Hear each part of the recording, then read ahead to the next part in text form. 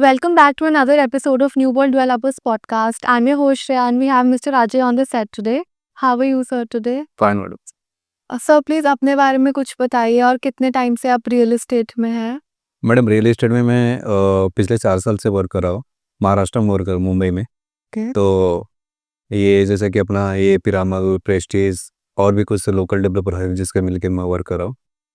और फिलहाल अभी जल्दी में मुझे इनके बारे में अपना न्यू वर्ल्ड्स डेवलपर के बारे में पता लगा जैसे सोशल मीडिया के थ्रू। Okay. करेक्ट। मैंने हीना मैडम के थ्रू ज्वाइन माने कि एक बार आज से विजिट कर लेता हूँ। तो अभी कल ही मेरी बात है उनसे, तो एक बार उस साइट वगैरह के बारे में, जिस प्लॉटिंग के बारे में, प्लॉटिंग वगैरह के बारे में तो मैंने आइडिया लिया, तो मुझे बेटर लगा, अच्छा लगा, तो जस्ट जुड़ के वर्क करना। सर आजकल के इन्वेस्टर्स ज़्यादा यंग है, ज़्यादा ग्लोबल एक्सपोजर है, उनके पास एक्सपीरियंस है, तो उनको गोवा कैसे अपील करता है? उनको गोवा क्यों अपील करता है?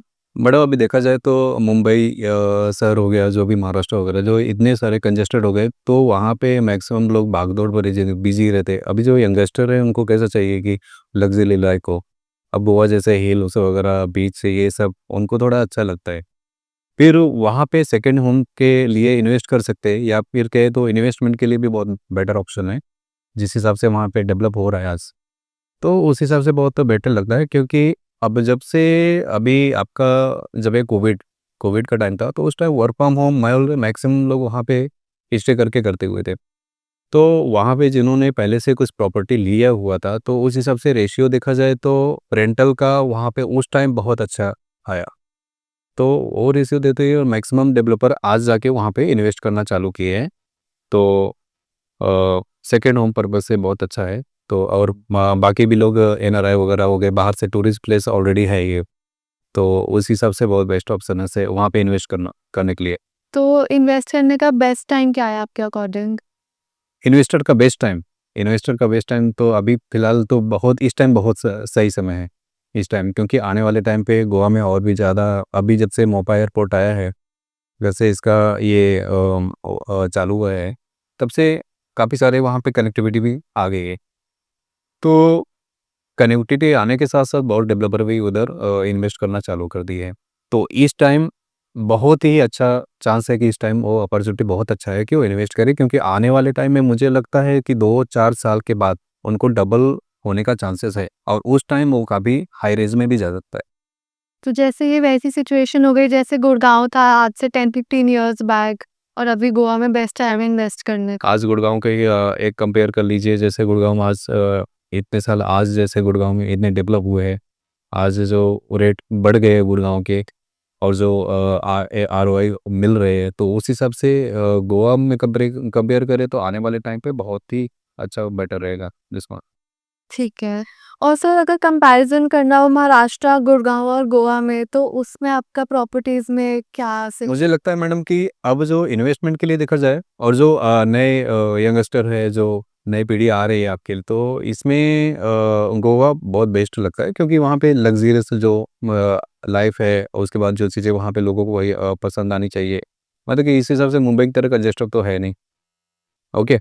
और उसके बाद वहाँ पे एक ये सेकंड होम तो ले ही सकते हैं, वहाँ पे घूमना फिरना हुआ, या फिर बाहर से भी टूरिस्ट आते हैं। तो अगर हम ये सोचे कि एक रेंटल पर्पज से अगर हमें देखा जाए, तो पर डे का रेंट उधर आते तो 50,000 लाख रुपए के हिसाब से वो पर डे के 7,000।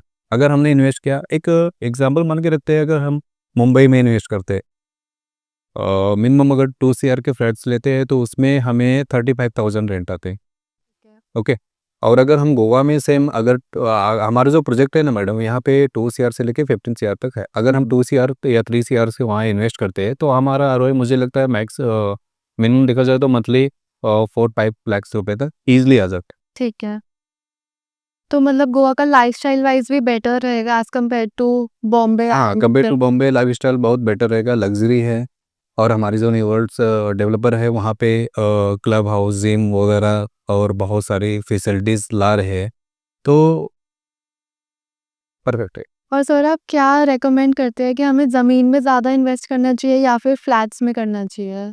एक्चुअली देखा जाए तो मुझे जहाँ तक ये है कि ज़मीन में ही इन्वेस्ट करनी चाहिए, क्योंकि हम अगर फ्लैट्स लेते हैं तो फ्लैट हमारा क्या है 15-20 साल में आप देख रहे हो कि फ्लैट के क्या है, और उसके बाद 25-35-40 साल में वो फ्लैट हमारे नाम का कुछ रहे ही नहीं। ओके। और ज़मीन जो है वो ज़मीन हमारी पुश्तैनी रहती है, मतलब कि वो कैसा रहता है, ज़मीन में हम इन्वेस्ट करते हैं ना, लॉन्ग टाइम के लिए हमारी प्रॉपर्टी रहती है और हम अपने हिसाब से उसमें कुछ भी कर सकते हैं। कोई रूल मतलब कि जिस हिसाब से डेवलप करना हो, जिस हिसाब से हमारा लॉन्ग टाइम के लिए रहते हैं। ठीक है। और सर आपको क्या लगता है इस पूरे गोवा का हाइप में सोशल मीडिया का क्या रोल रहा है? सोशल मीडिया देखा जाए तो अभी जैसे कि यूट्यूबर्स वगैरह की बात कर रहे हो हम, जो यूट्यूबर्स वगैरह जा रहे हैं वहाँ पे शूटिंग वगैरह हो गया, लोकल कुछ मूवीज़ हो गए शूटिंग के लिए, बहुत ही बेस्ट ऑप्शंस है। कुछ यूट्यूबर्स वगैरह जाते हैं वहाँ से, सोचते हैं बहुत बेस्ट है। उस हिसाब से कहते हैं ना, अपने में इन्वेस्टमेंट के लिए हर टाइप के लोग वहाँ पे है, जैसे कि यूट्यूबर्स वगैरह ये सब हो गए, मूवी कुछ हो गए, शूटिंग्स हो गई बहुत, और उसके बाद ये टूरिस्ट तो बेस्ट प्लेस है तो बहुत। ठीक है। और अगर सर आपको समराइज़ करना हो कि why does Goa excite all the age groups like millennials, gen Zs investors, so what is the one major big reason you would say that why people are investing in Goa? देखिए madam, अभी जो गोवा में है, अभी जब से मैंने आपको जैसे बताया कि मोपा एयरपोर्ट आने के बाद तो काफ़ी सारी कनेक्टिविटी उधर आ गई है। अभी जहाँ पे हमारा प्रोजेक्ट आ रहा है, हमारे प्रोजेक्ट के 20 मिनट्स की दूरी पर बीसीएचए स्टेडियम, ओके? और उसके बाद 19 एकड़ में ये आ रहा है अपना कसिनो, ओके। ओके? अभी जैसे मैं एक एग्ज़ाम्पल दे रहा हूँ आपको, इसका ये नवी मुंबई का। नवी मुंबई एयरपोर्ट भी हमारा अभी इसका अभी उद्घाटन हुआ 7 अक्टूबर को। तो उसमें जहाँ पे जेएनपीटी और उसके बाद नवी मुंबई एयरपोर्ट है, बीच में अभी बहुत इन्वेस्टर, जैसे रिलायंस की बात करूँ तो उन्होंने 50,000 एकड़ लैंड लिया है, वहाँ पे पूरा आईटी हब बना रहे। ओके, जब अपना एयरपोर्ट आता है तो देन उसके हिसाब से अभी कैसा है, एयरपोर्ट आएगा वहाँ कॉमर्शियल और उसके बाद ये ढेर सारी कनेक्टिविटी वहाँ पे चालू हो जाती है। तो वहाँ पे आईटी हब वगैरह या फिर इंडस्ट्रियल थोड़ा-थोड़ा मतलब कि वो भी आ जाते हैं, बहुत से इन्वेस्टर हो गए, इंडस्ट्रियल हो गए, वहाँ पे इन्वेस्ट करना चालू कर देते हैं। ठीक। तो उस हिसाब से देखा जाए तो इस भी मैटर से आप इन्वेस्टमेंट देख लो, बहुत बेटर ऑप्शंस है। और सेकंड क्या है, तो जिस हिसाब से आपने पहले भी बताया कि लग्ज़री लाइफ़ हो, उस हिसाब से तो गोवा एकदम परफेक्ट है ही।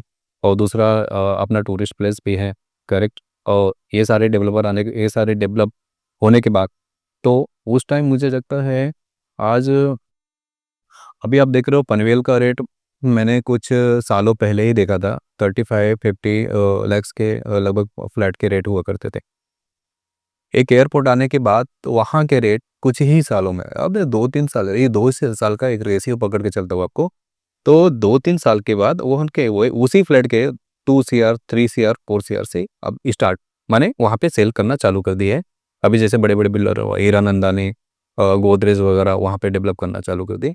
केवल मैं तो आपको बताता हूँ कि अगर कहीं पर भी आप इंडिया में देखो तो कहीं पर अगर एयरपोर्ट आता है तो उसके 20-25 किलोमीटर दूरी पर डेवलप होना एकदम कंफर्म है और होता ही है। आप एक बार इंक्वायरी करो तो वहाँ पे डेवलप होता ही है। तो हमारे यहाँ से मोपा एयरपोर्ट ऑलरेडी स्टार्ट ही हो गया। तो अ, ये हमारा जो प्रोजेक्ट है तो वो 20 मिनट्स के दूरी पर है, करेक्ट।